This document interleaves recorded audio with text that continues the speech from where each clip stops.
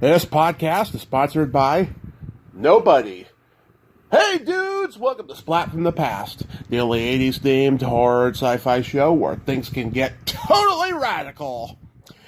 Now today I will be welcoming Bobby Asea. Bobby was the bass player for the late 70s, early 80s rock band Made in Japan. You may remember them. They were in the classic canon horror film New Year's Evil. And they got to perform 3 songs in that movie. The Cooler, Suicide Ways, and Dumb Blondes. You know, they were the second band after rock band Shadow. And we're going to talk about that today, and it's going to be so friggin' exciting. You know, before that, he was in a band called Cyclops, and I think their biggest claim to fame was they got to open for The Damned in England. And then came Made in Japan, and then he's been in a band called the Cocktail Monkeys since. And I'm sure there's more to the story, so I'm going to find out today. And I can't wait. I love that movie, New Year's Evil. I've had 3 people on from it. And, I love the more obscure rock bands. I love hearing stories about, what went wrong and why they didn't get signed and so forth. And it's going to be awesome today. Also, we are recording this interview on Thursday, December 7th, and I'm dropping it on Sunday, December 31st, New Year's Eve. Because of New Year's Evil. I hope you all enjoy it. So yeah, here is my interview with Bobby Asea. Hey Bobby, welcome to the show. How are you today? Oh, hi Tommy, I'm doing good. Thank you. Nice to be here. Nice to hear from you. Yes, this is fantastic. Thank you so much for taking the time today. This is great. Yeah, absolutely. Looking forward to it. So, going back in time, what age did you start gravitating toward music? Probably about 9 or so. I had an older sister about 5 years older than me that was in love with the Beach Boys in the early 60s. So, at that age, I was still, I had heard about Elvis Presley, but he went into the Army in the late 50s, so I didn't think much of it, but my sister influenced me to, get into the music of the Beach Boys, and she would take me to some of their concerts. I went to a couple of them, actually, in the early 60s, and I just loved it, and I have great memories from that. But that didn't inspire me necessarily to start learning, playing music, playing the guitar. That was my first instrument.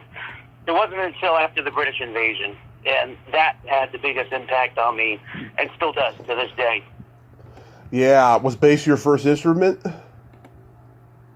Yep, that's the first. I learned guitar first, and because everybody after the Beatles, came to America in the early '64, everybody wanted to be in a band and play guitar, and that's an old story. Everybody knows. So I learned guitar first. But typically in my neighborhood, everybody was playing guitar, and there was no bass player. So I wound up playing bass because nobody else wanted to. You've probably heard that story lots of times. I have from a lot of people, but that's how it happened for me too. Oh yeah, I mean I've heard the story about people getting into music to get girls. Yeah, well, that I definitely felt that way later when I got older, but I was still pretty young at that time, probably about 11 years old. Yeah.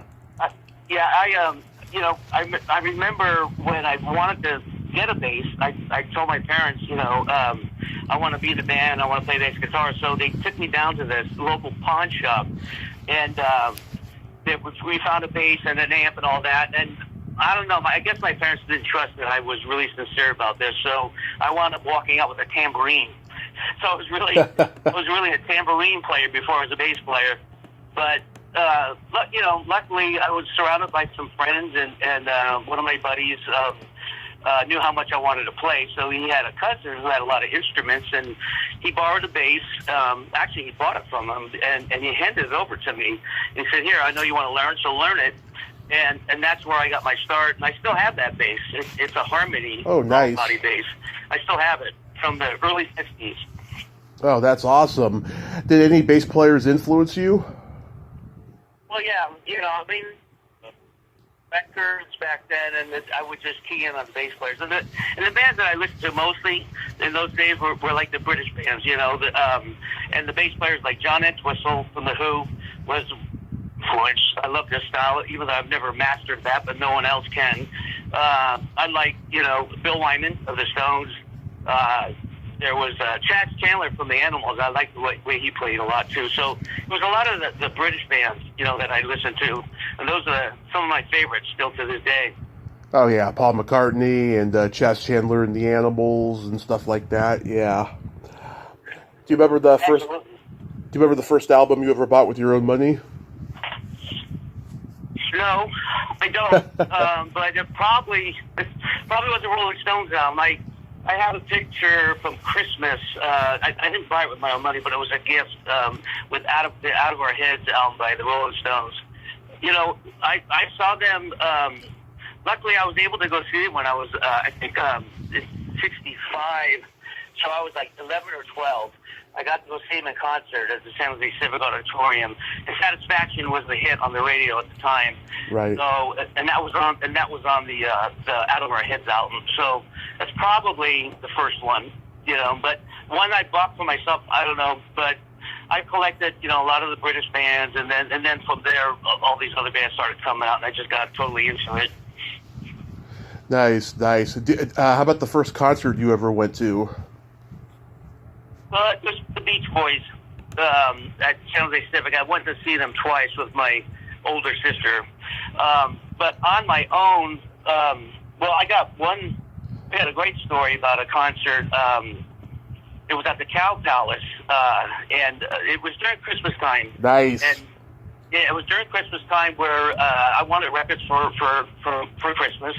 So there was a store in San Jose called Whitefront. I don't know if you even remember that or not, but I know about it because I'm a Bay Area guy. My dad grew up in that era. Okay.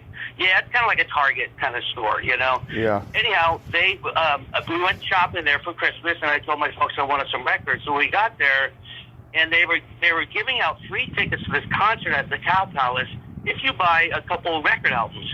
Well, I'm trying to look it up now. The concert was at the Cow Palace, and we wound up, getting records for Christmas, and I got the tickets. And so me and my sister went to it, and on the bill was The Who and Everly Brothers, The Animals, The Association, yeah, Stop with Campbell. I mean, and I'll just never forget that concert. I mean, that was, we were young, we're on our own, and I got to see these great bands, and the Everly Brothers, who I really, at that time, I didn't know much about, but I'm so thankful I got to see them live. So are you born and raised in the Bay Area? No, I was born in New Jersey, moved out to the Bay Area when I was 7 years old. Oh, okay, so you spent a majority of your life there. I'm third generation Bay Area. My dad saw the Rolling Stones at the Cow Palace in 1966 when he was 9. My aunt, who was 10 years older, took him, and they saw Neil Diamond get booed off the stage because he wasn't rock and roll. And then Jefferson Airplane came on and completely destroyed the place. Oh, nice, man. Those are good memories. Those are very good memories, yeah. My aunt unfortunately died 5 years ago, but my dad's best memories of her is going to rock concerts with her when he was 9 years old. He also saw, I can't remember who else, there was a few others that she took him to. But which high school did you go to? Branham High. Oh, okay. Yeah, in San Jose. Okay, yeah, we're all San Mateo High people. Did you play your first band in high school? I started, I started playing, in bands and mostly in garages, when I first started. But as far as bands playing live, it was in high school. I think just when I got out of high school, I was able to get into clubs because I was, a little older at that time. But yeah, and I've been basically playing ever since. I mean, we're talking like early 70s. There was a period where I got married and raised 3 kids, and so I took some time off from playing live. But I've been playing ever since, ever since learning. So and I'm fortunate. I feel really fortunate being able to do that. Yeah. Did you attend college? Off and on, after high school, I was into theater, so I just took drama classes, stage makeup, costume. It was just for fun. But I went to a variety of community college here in the Bay Area, West Valley, City College, Mission, then then I took some electronic classes, but I never really, got enough, credit until years later, and I just did it just for the heck of it. So I was able to get a associate's degree, but I had already been employed for a long time, so it didn't really do anything except just make me happy. I did it, Yeah. And how does Cyclops get formed? Cyclops. That was a 3-piece. How to get formed? Well, there were just some friends. There is a story behind that. Back in the 70s, you may be familiar with the Mabuhay Gardens. It was like the West Coast CBGBs. Yeah. In the late 70s, there was a big punk movement going on, and so we had the Mabuhay Gardens, and so I hung up there a lot, and I knew a lot of people, and I wasn't in the band at the time when that started happening. So I really wanted to play there, even though I wasn't. I haven't played rock and roll for a long time, so it wasn't like I was just learning my instrument. So I never felt like I was a punk rocker, because to me, that's somebody who just learning their instrument doesn't really, not that accomplished, whatever, but it was cool, Yeah. But I really wanted to play the club, and I knew a lot of people there, and a lot of cool bands were coming. So I put together just a 3-piece, guitar, bass, and drums. And it was all original music, and we wrote some stuff, but it wasn't punk rock; it was more rock and roll. But at that time there were a lot of bands like that because they were already doing rock and roll, but they wanted to be part of that scene. So we fit in pretty good. But it was just because I wanted to play the Mabuhay Gardens. That's why I put it together. But the coolest thing was got to know the owner, Nesakino, and the Damned. You've heard of the Damned? Of course, they're great. Yeah, I love the Damned. Well, they were the first British punk band to come to America before the Sex Pistols, the Clash, and all that. Well, they came to the Mabuhay, and Ness booked us to open up for them one night. So they're at the first visit. So that's when I first heard them, actually, and I've been following them ever since. As a matter of fact, just this year, they came over. They just released a new album, and they did a signing, at Amoeba Records in San Francisco. I went up there, and I still have the flyer from that show at the Mabuhay Gardens. And I just thought, I've seen them a million times, but I've never really took the opportunity to go talk with them. I've seen them hanging out, but I thought, I'm just going to go up there and say hi, get their CD, and sure enough, I was able to do that and had them sign the flyer of the show that I did with them back in 1977. Yeah. And that was pretty exciting for me. I'm still a fan. Yeah, the Damned, they're so great. Did you guys play with them in England? No, just in the Bay Area. Okay. Just that one time, and that was kind of a freak, that happened another time too. Speaking of bands like that, you're from the South Bay, you said? Oh, San Mateo. San Mateo, yeah. Did you ever hear the Cabaret? Yeah. Saratoga, I think. Yeah. Jose. Yeah, they had shows there back in the 70s, and I was in another band. It was a cover band, and we played there a few times, and we got to know the owner as well. And anyhow, Ramones came to town, and he called me up and said, "You want to open up for the Ramones?" And I just said Ramones a bunch of times before that because when I first heard about them, I went back to New York City just to go see that scene because I was reading about it, and I was way too young to be any part of that other than just a fan. But I was in my 20s when the New York scene started happening, the punk scene started happening. So I went out there and met them and stuff, and they came out to the Bay Area, and like at the Keystone and the Bodega and the place, like these small places. So I was able to to meet him and get to talk to him and hang out with him. But so anyhow, the cabaret, they came to the cabaret, and he asked us to open up for him, and we did. So that was really cool too. So I remember talking to after the show, I was talking to Johnny Ramone, and I was all excited, with talking to Johnny, and I said, "Hey, what did you think of the band, man?" And he goes, "Well, you guys are all right, but we don't usually play with copy bands, Whatever. Yeah. I thought that was funny, and it was probably very true. Yeah, who were the bands that were around at that time in the Bay Area? Was Montrose still around? Yeah, I guess so. Yeah. You mean like local bands? Yeah, like did you see like Greg Kinn or the Reuben News or the Motels? Yeah. The Motels actually, we opened up for them too at the cabaret. But yeah, I didn't see Greg Kinn. I got to get to know Greg Kinn a little bit years later. In the current band I am, we got together in 2005, and he was a DJ on Kovac. Oh yeah. And they were having a black band standing contest, and I was with some people that we're talking about starting a band, and we're working towards that. We didn't really learn a lot of songs, but we heard about the contest, and we entered it, and so we got on his show at least 6 times, and we wound up being runners up a couple times, whatever, but it made the band really popular. But I did get to know him. I did see him live, but it wasn't until the later years, not back in the 70s, like what we were talking about. I'd never seen them. But to be honest with you, I don't know. This may upset some people, maybe not. But even though I lived here and most of my music is in the Bay Area, I never really was a big fan of local bands.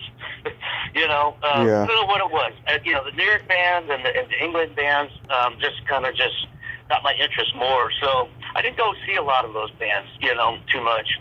Yeah, I totally get it. It was a crapshoot, hit and miss. I personally think Greg Kinn is a genius. It's hard to define his music because it's kind of like rooted in power pop and British Invasion, but it can also just be that era of new wave, and it could be many different things. But the way he writes lyrics, I think he's very underrated as a songwriter. Yeah.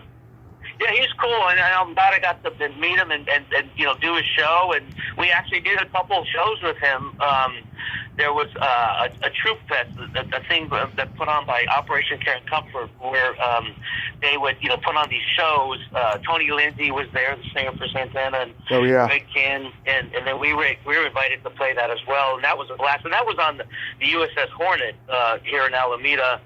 So we did that. We did a couple things with him. But so I got to know him later on. But yeah, his music's pretty cool. Yeah, I interviewed this great guitarist several months back named Roger Namor, and he was briefly in the Motels when they first came to L.A. He was in there for like a year or two or something, and on his website it said Motels, not the Motels, so I thought it was a completely different band, and it's not mentioned on Wikipedia that he was in there, so I was like, oh wow, I didn't even realize that. I'm sorry, Yeah. Yeah, that's funny. Yeah, the word really makes a big difference, huh? It does. It does. So what happened? You guys just ended up not getting signed? No, I never got signed to any of the bands I've been to. Which band are you referring to? Cyclops? Cyclops, yeah. No, that was... that really didn't last that long. And that band, really, I wasn't even trying to, even though we did originals, we weren't shopping around. I had done that with other bands, but not Cyclops. Okay. So how does Made in Japan come about? Oh, well, that's a long story. I can condense it. In the late 70s, I was in San Francisco. I had a buddy there, and a guitar player friend, and he said, "Hey, I know this guy that you would really get along with, because you like the same kind of music." And so his name was Tony Freed, and he introduced me to him, and we started playing together. And then he went to England to go to college, so I didn't see him for a little while. And when he came back, he brought back this got this guitar player that he was working with over in England, doing recordings and stuff, and Dave Codling, and they would be writing music together. So they came back and came visit me here in the Bay Area. But Tony's from Los Angeles, so he moved down there, and we wanted to continue to play. So I said, all right, well, I'll come down there. And before I got there, he found the drummer, and this was probably 1978 or something like that. And so I moved down there, and we just started playing around the L.A. Area for a long time. And Tony and Dave were great songwriters, and those are the guys that I got closest to, doing anything with, at a bigger level with, because, we're in with some people, and, we were supported by somebody from Virgin Records. They were paying for a rehearsal and things like that. But then what happened, the inevitable, that what brought you to me, I think it was the movie New Year's Evil. Is that correct? Yes. Yeah. Yeah, I mean, so we played around town, and then one thing led to another, and we auditioned for this movie, and we got the gig, and that's how we got it. Basically, just word of mouth. And then the Rex Devereaux was the music supervisor for Canon Pictures, and he came to see us, and he hired us, and so we got to do it, and to this day, and that was 1980, Right. And to this day, things are still sort of buzzing around from that. It's just unbelievable, Yeah, I mean, well, first off, did you guys get the name Made in Japan because of the Deep Purple album? No, Okay. I don't think so. I didn't come up with it. Tony's, I think Tony named us. I don't know where he got. I think what it was. Now that I think about it, was Made in Japan. Everything used to be Made in Japan, and it would be a brand. You'd see it on things, and it looked like the Made in Japan brand. And I think that was the influence. Was like it's more of a brand name that we just stole. Mm-hmm. More or less. It wasn't from anything else like Deep Purple or anything like that. It's a pretty clever name. I like it. Did you guys open for anybody big? We did a show with Love. Oh, yeah. Arthur Lee. Yeah, Arthur Lee and Love in downtown Los Angeles. I'm trying to think. We played with no like super big. I mean, Love was great. I love them, Uh-huh. But nothing super that I can remember. We played with a lot of local acts. Phil Seymour, who Phil Seymour from Dwight Twillie's band. Yeah, we did a show with him at a place in West Hollywood. It was called Flippers, and it was a skating rink, Uh-huh. and they had the stage set up in the middle of the rink. So we're playing with people roller skating around us. So it was kind of cool, and we did that show with him. But do you remember the Susan Justin band? The what band? The Susan Justin band. No. Yeah, a lot of people don't. She was very briefly having her own band. She was a keyboard player. How about, do you remember Shock or the Little Girls? No, were they Los Angeles bands? Yeah, the guitarist Kip Brown in both of those bands. I had him on last month. Great guy. Oh. Yeah. Was the Go-Go's around and Oingo Boingo and all of them? Oh, yeah. The Go-Go's, I would see them. Because I lived in L.A. For off and on for 10 years in the 70s and 80s. Yeah. So, I saw the Go-Go's a bunch of times, small places, the Starwood, and other places. I just see them walking around. There was a lot of bands. Van Halen was, I remember at the Starwood.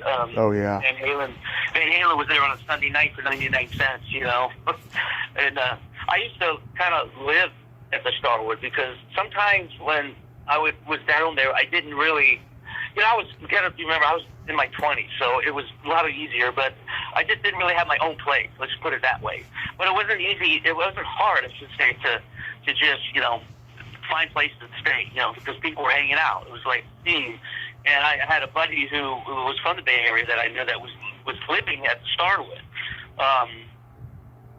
So I wound up staying there off and on, So I was there almost every night, and I'd see all kinds of bands, you know. And one night it was Van Halen, what I never heard of, and it was saying, of course, I didn't have to pay that, but you know, that's that type of thing I was exposed to at the time. Yeah, I mean, it was a magical time. There was all these organic music scenes in L.A. Everybody knew each other. It was like a real community, you know. It's all gone now. There's nothing, there's no, like, you know, organic bands around, you know, in any organic scenes. It's sad, you know. Yeah, no, that's been long gone, sadly, you know. Yeah. The Starwood is just, you know, that's torn down. Something's there in Los Angeles. But even around here, I don't, it's just, I don't know of any scenes like that, you know.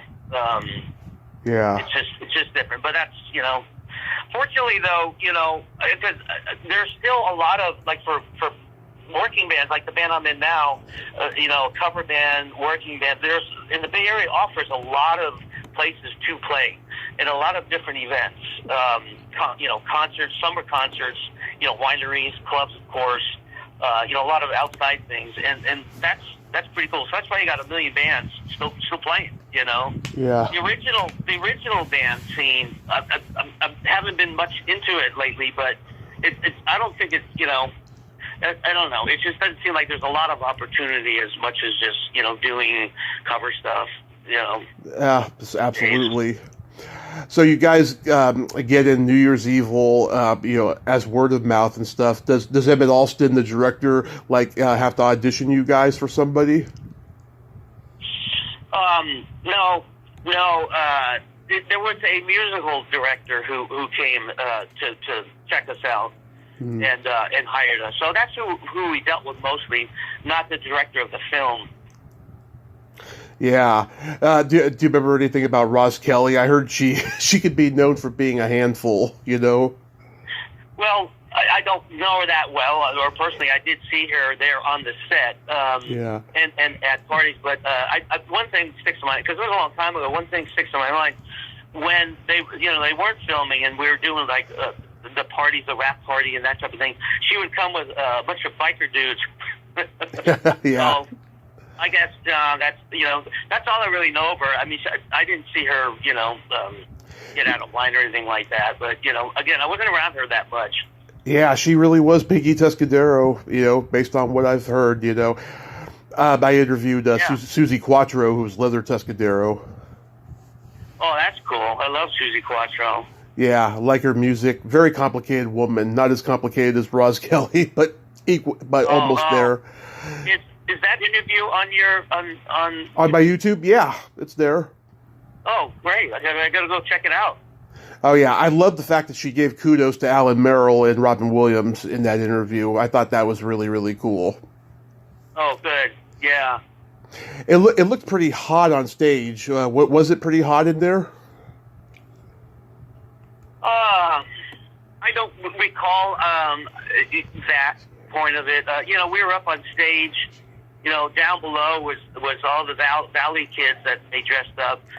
You know, I hadn't seen that movie for a long time. So after we spoke recently, I thought, you know, I better go look at this movie and refresh my memory of what's going on. And I always cracked up when they showed the kids dancing. You could hear their feet scuffling on the floor. Did you ever notice that? Yeah, I did. Actually, I watched it the other night. It's like an Ed Wood movie almost, you know? Well, I think that's by design because it's canon, you know? Yeah, for sure. I mean, it was, you know, I really, I'm so happy I did it. I really want to do it. When it came to us, I thought, okay, this is a big break. You know, we're going to be in a movie. They're going to release a record. I want to get a record out, which they did. They did release a 45. So I thought, you know, big things are going to happen after that. I really want, but the movie was so not well received, and you know, again, it was during the slasher era of movies. You know what I mean? Yeah. So it was really fitting for that, and it wasn't even that, you know, graphic compared to some of them. You know, but it didn't really go that well, and it was kind of laughed at. And I remember Roger Ebert and Gene Siskel. You remember those movie critics? Of course. I mean, they were icons of my childhood. Yeah. I remember watching their show when they were reviewing it, and you know, they used to have a Dog of the Week movie, and they're sitting there, and then they would let the dog come out into the room, and they're talking about New Year's Evil. I thought, oh, this is great. Yeah. We got to be the Dog of the Week. But it's turned into a cult classic. I mean, there's people like you know, get together on New Year's Eve and watch it. And I might as well tell you this story. So this was 2014 probably. I put together some videos, clips of the band with still pictures. I didn't have much video, but I made a video for YouTube, let's say, with stills and our music, the Made Japan's music. And one day I went to go look at it, and I got a message from somebody saying, "Hey, is there any way I could get in contact with somebody from the band? You know, please let me know." Yeah. So I answered it, of course. Turned out to be a guy named Todd Novak, and he has a company called Hozak Records in Chicago. Mm-hmm. And they were basically putting out books, you know, rock and roll books and cool books, you know, but they were doing music as well. Yeah. And anyhow, one thing led to another. I'll just cut the story really short. 2 years later, they wound up releasing a 45 from the movie, and which I was thrilled to death because finally, after all these years, you know, Made in Japan's going to be heard to a certain degree, right? You know, but so from that, it sparked, you know, of interest from radio stations throughout the country. You know, somebody in the UK had a fanzine called Heavy Soul, I think it was called. He did like a 5-page article on us, and I was thinking, look, this is really nice, you know, that got something out of it finally, you know. Yeah. But yeah, it's still kind of it's doing a lot. The movie's doing a lot better than it did when it first came out. That's all I can say. Oh, yeah. Well, it's funny. I didn't even realize it was a Canon film until just recently. And there's a guy named Austin Trunick. He's written 2 books about Canon films, and he's currently working on his 3rd because it's about the 90s. And I feel bad. Both times I've had him on, the movie hasn't come up because there's so many Canon films I want to get into. But next time I have him on, I will definitely bring up New Year's Evil. Oh, okay. Cool. Yeah. What the other band in the movie, the rock band Shadow? Did you know those guys? I did not know them, and I wasn't there when they did their filming. You know, we did it separately. I didn't know them, and so here's another little story. One of the things when I watched New Year's Evil the other day, it reminds me. It's fun to see it. But it also reminds me of what could have been, and what I mean by that is we went to do the shooting, and a little conflict broke out between the guy who hired us and one of our band members, and so he at that point he just said forget it, you're not doing the movie, you know, and walked away, you know, and I'm thinking what the hell, you know, So I went home and I called up the band member and I said, man, you know, come on now, you know, we need to do this and you need to apologize. And so he did. And so of course they had us come back. But if you compare our footage, and we also wrote, Tony, the lead singer, wrote the title track of New Year's Evil. He had a great version of it. At that point, they had picked. They wanted people to submit, you know, your version of New Year's Evil's title track, and we submitted it, and it was really good. But anyhow, but when I look at it, if you compare the footage between Shadow and Made in Japan, we're barely in there, you know. We're barely in it. And, you know, sure, we got some of our songs in there, and we did get credit at the end, which I thought was really cool. Yeah. But I'm just thinking, you know, it could have been better. But I'm still thankful for what happened. But, and I don't hold it against anybody, but I just wish I had a little more footage, that's all.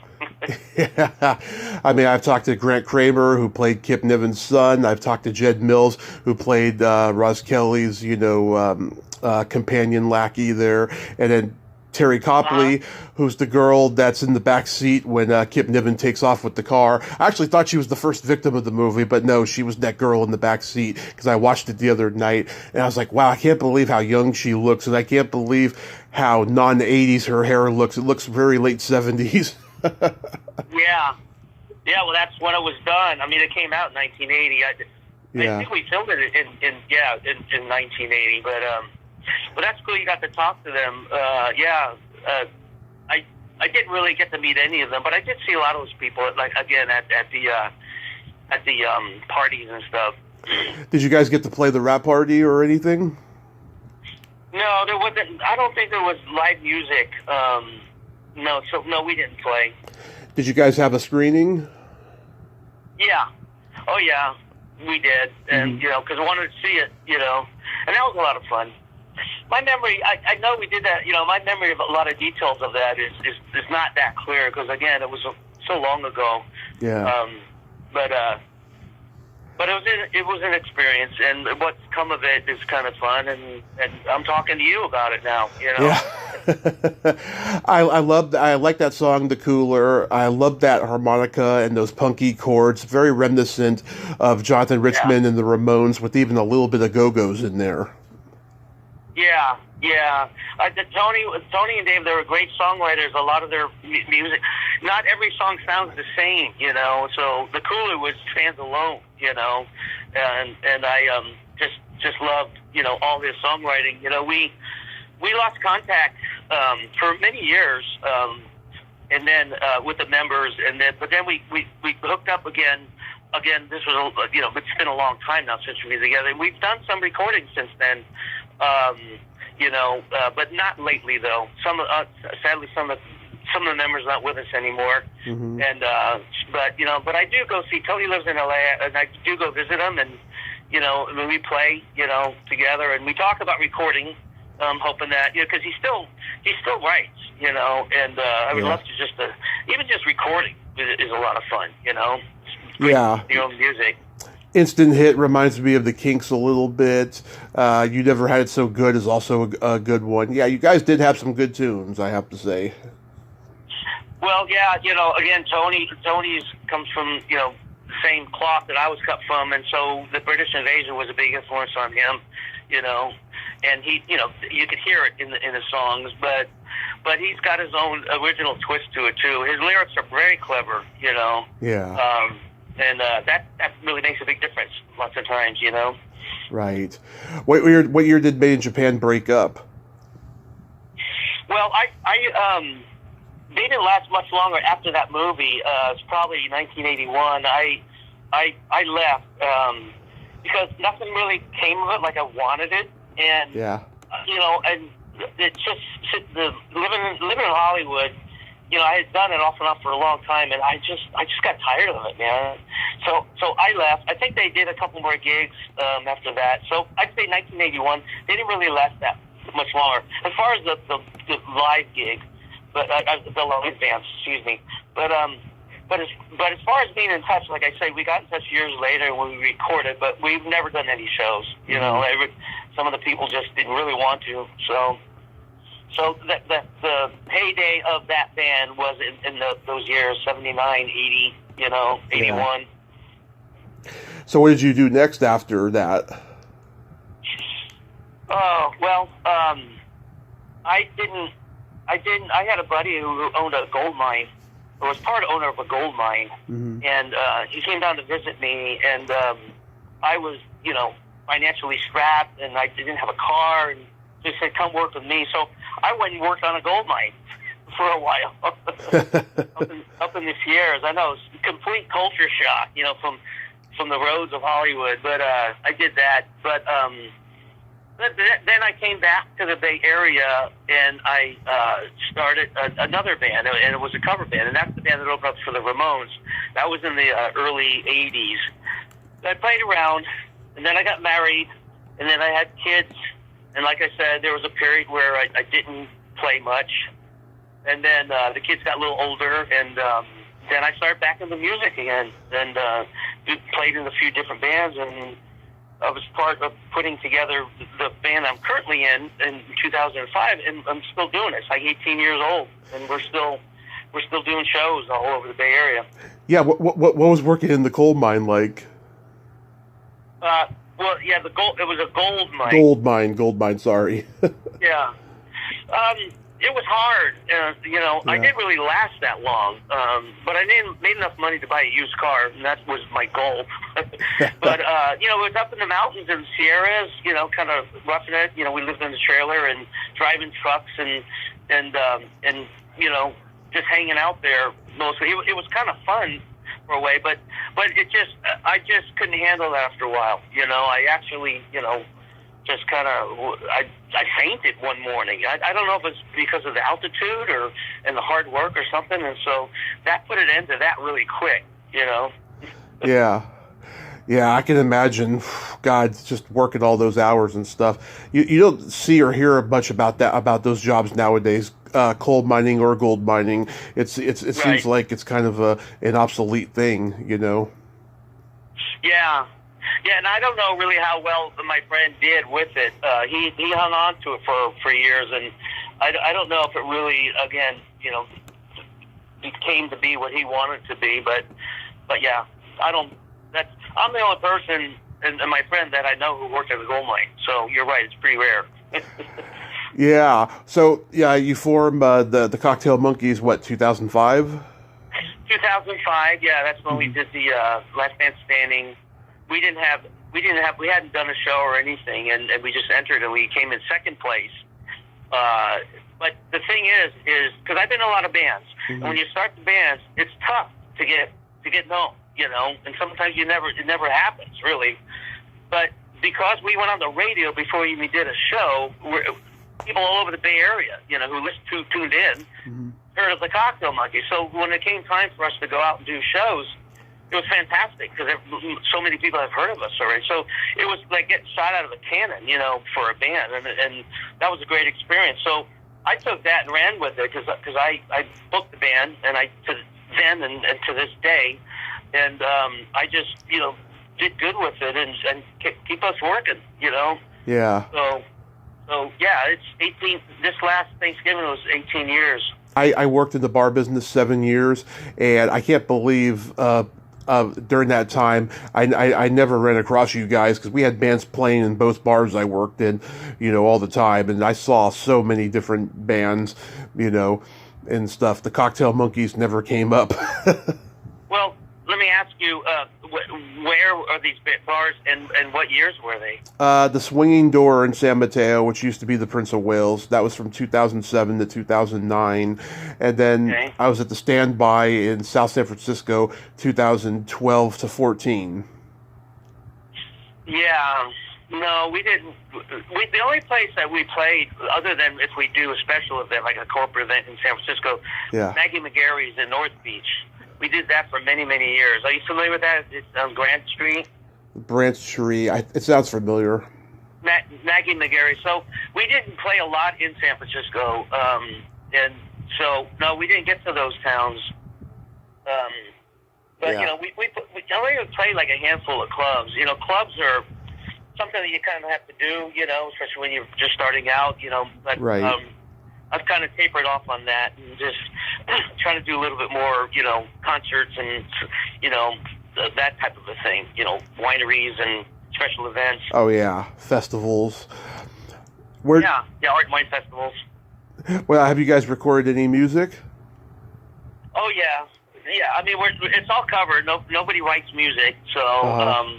But we have a website, and yeah, we recorded a lot. There's a lot of, because you have to have that kind of stuff on your website to show to people, when they want they consider you to hire you, Yeah. So, do you guys sell? Do you guys sell like CDs and T-shirts after the show and stuff like that? We did for a period. We don't do that anymore. I think we recorded a CD in 2010. That was the one and only thing we did. And we actually have one original song, because one of the members has a buddy who's a songwriter, and he wanted us to play it, so we played it. We don't do it anymore, but it is on the CD. But we made some T-shirts, but the merchandise thing, I don't know. It's just, we never followed up on it. We did it for a short period, and we don't do it anymore. But what's kind of cool, even these days, even like this last year at some concerts, people come up with Cocktail Monkey shirts on that they made themselves, But, that's pretty cool. Yeah. Did you guys ever play St. James Gate? Yes. Yes, as a matter of fact, we have a show coming up there in January for this concert series called Rock the Dock. Mm-hmm. If you're familiar with it, they put on shows at the Port of Redwood City during the summertime, the good weather, and then when it's the winter, whatever, they bring it inside. And this next year they're going to be doing it at St. James Gate. But we played St. James Gate a few times in the past. Yeah, I've known Doug for years. He's a good guy. Oh, yeah. Oh, yeah, Doug and his doggies. Yeah. He's always got big dogs, man. Yeah, he's always got that Ernest hat on. Yeah. So you got... I'll see him. Yeah. So do you have any upcoming gigs or anything? Yeah, well, I've just started booking for next year, so I don't. I do have the like I say the St. James Gate in January. I have another place down in Gilroy called Tempo. We've never played that. I'm booking. Again, I'm just starting the booking, so I don't have a lot on the calendar yet. But typically, I'll get about these days. We're in the 30 to 35 gigs a year.